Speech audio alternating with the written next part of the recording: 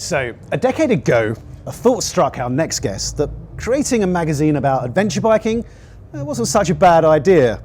Now, after that caught on, he decided that hosting a motorcycle festival in the grounds of magnificent country estate, well, that was what the adventure bike community deserved. So I'm very pleased to welcome to the sofa the founder of Adventure Bike Rider magazine and the man behind the ABR Festival, Alun Davies. Thank you, James. How you doing? I'm doing well after today. There's only one thing I'm doing. I'm feeling great. Yeah. What a fantastic day we've had. To be here at Ragley Hall with thousands of adventure bikers, the whole motorcycle industry. There's live music, there's just fun and a great vibe everywhere. I'm delighted. I'm delighted for everybody who's here. And that's all the adventure bike rider community, the motorcycle industry, and the hard-working staff, which includes you, James, who've helped to put this show on. It's brilliant. I am so chuffed for everybody. Brilliantly. I saw you earlier today. You stopped. You were in a buggy.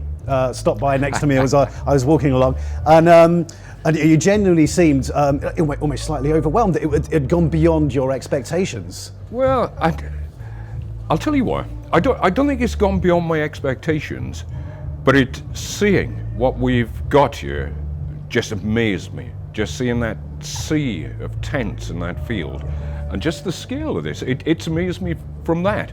But you know, I've only got to think back 6 years, and it was me and 10 mates camping in a field, and I ended up cooking burgers for them all. So that's how ABR. Have you not been on the burger van today? Is that later on?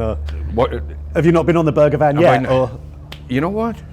I had one last night, but I haven't eaten today. You haven't cooked any, though. I haven't cooked any. No. This is we need an army of cooks to feed here. So. No, but I'm going to look forward, when we get out there now, James, I'm going to look forward to, I'm going to go down and I'm just going to sit down and I'm going to have a nice quiet pint and a burger. Sounds good. There you go. Sounds good. Now, walking around today, you know, it's a huge festival in a magnificent location. There's so much going on. There's so many people.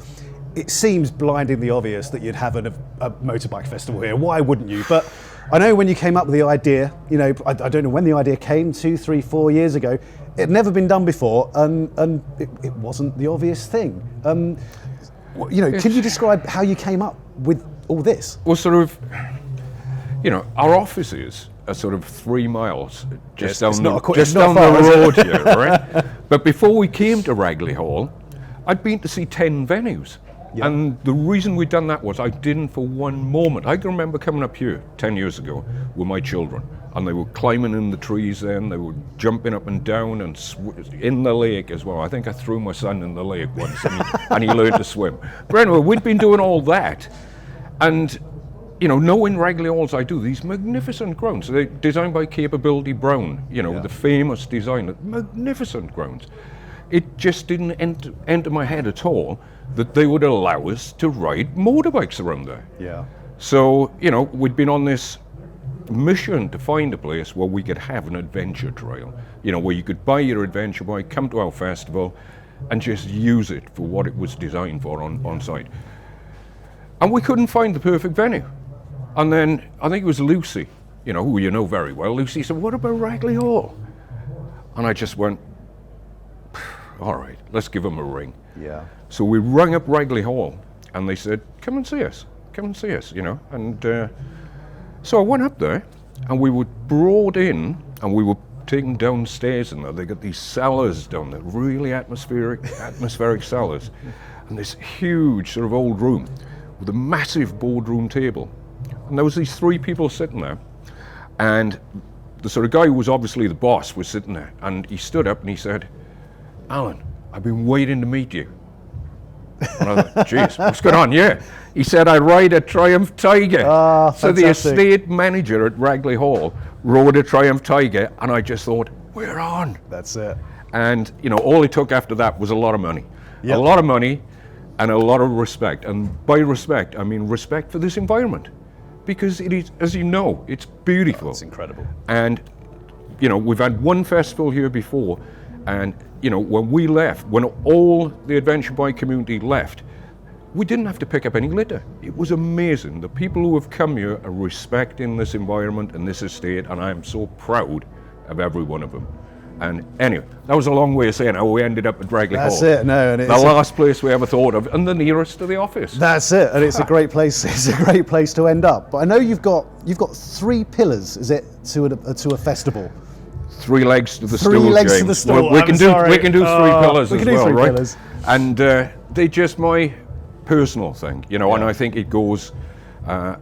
And I think these 3 things, you know, it's down to me, it's down to my age, it's down to what I want and what I like out of something. Because I always sort of said, I'm only going to organise a festival that I'm going to want to go to. Yeah. Right?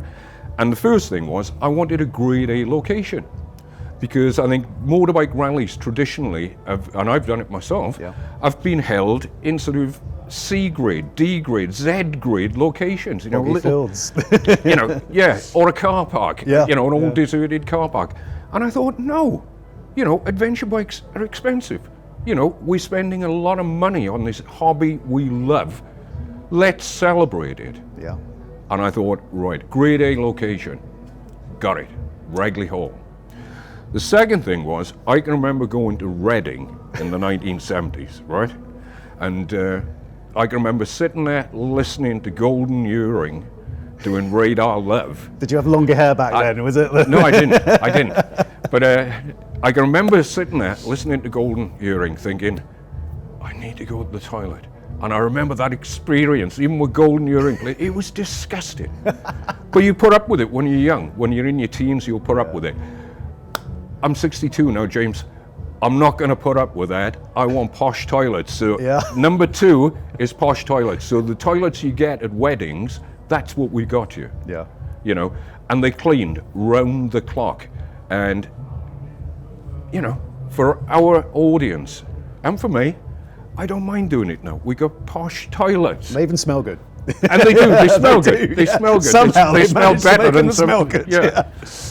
And the last one is this, you know, what gets me is when I go to a festival, you know, when I go to somewhere where I'm a captive audience, right? They've got me in through the gate, and now it's just, you know, they've got me.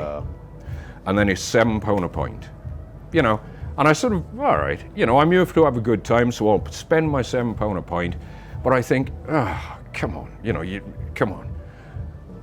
£3 a pint here, James. Yep. As I found out last night. £3 a pint. And the guy who wanted the bar concession, I said, look, you can have the bar concession office, but you've got to offer beer at £3 a pint. You do that, you can have the recession. The concession. Yeah. So we give him that, and he's good. You know, we got this great lager, this Hella lager, and it's £3 a pint. I'm not going to take advantage, people. Mind you, if you want, you know, the real ale and that is a bit more expensive. For but the if fancy you just sauce, and that's it. And the 3 of those things add up to respect. Yeah. It's from the outset, I want to respect everybody who came to this festival. Everybody who's prepared to spend money to come to our festival, I want to respect them.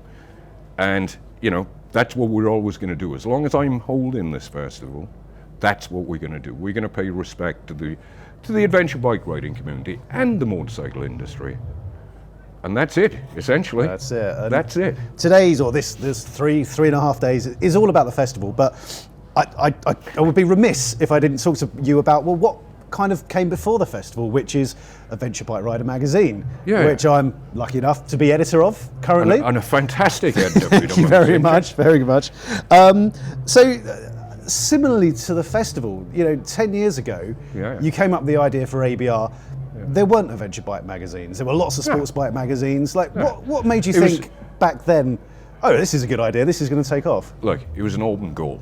Really? It Okay. really was an open goal. As you know, we published another magazine called Adventure Travel, which was mountaineering. That's one of my passions. So that's why I started that, so that I could travel the world, climb mountains, and call it a job. Sounds good. My other 2 passions, rugby, and far too old for playing that now, and the other one is motorbikes. So it could have been Adventure Rugby magazine. It could have been Adventure Rugby. But, you know, and there I was, riding a Triumph Tiger, and just all you had to do was look out the window, open your window and look at the bikes coming past, and there was adventure bikes. You know, sports bikes were, you know, the sales of sports bikes, the amount of sports bikes you'd see on the road and all the other types was going down. Yet the motorcycle press in this country persisted in banging sports bikes down our bloody throats. And I thought, you know, if nobody else is going to do it, I'm going to do it. Yeah. And that's why Adventure Bike Rider started, because there was this massive gap in the market that we just walked into. Yeah. And that's how we are now. Yeah. Is because it was just an open goal for me to just tap in, as long as I had good staff to do it with. There you go. And that's what we done. Yeah. That's what we done. It was an open goal in business terms. Yeah. So, and yourself, you mentioned, you know, you liked your adventure travel. I know you've climbed mountains, you've done an awful lot of stuff, but also as a biker, you've travelled to many parts of the world. You've done a lot of press launches. You've done your own travels. Kind of from your point of view, today is all about travel and adventure on bikes. Where in the world is your go-to place for adventure? If you could go back there after the festival's over, have a well-earned week off or a month off, where would it be? That is such a hard question to answer, because I've got so many favourite places for different reasons. But I think the one magical place, there's lots of magical places, but the one place which I think is more magical than any other place I've been is the Dolomites in Italy. Yeah. I just think it is spectacular. You won't see a more spectacular mountain range anywhere in the world. It is tremendous there. It is wonderful. And you know, you've got these great roads as well. So you've got this incredible scenery, and you've got these magnificent roads, and Italian food, and cheap wine. It doesn't get any better, does it? Wine. And I just, whenever I go there, and I used to do a lot of climbing. I actually spent 3 summers in the Dolomites doing all these climbing routes there, and I wrote a guide for climbing in the Dolomites, which the Sunday Times picked up, the Guardian, all the national newspapers picked up. And they all carried double-page spreads. Yeah. And it sort of got the Dolomites so much well known in the UK within climbing and outdoor industry that I was awarded, get this, a Freeman of Trentino, which is in the Dolomites. Now, I've been back many times and there's no red carpets laid out. No, nobody's ever said, oh, look, there's a Freeman. No, I've never even got a free beer there or anything like that. But I was awarded Freeman of Trentino for all this work I'd done for the tourist board. But anyway, the Dolomites, I look at those, as I'm driving around, I'm looking at these cliff faces I climbed.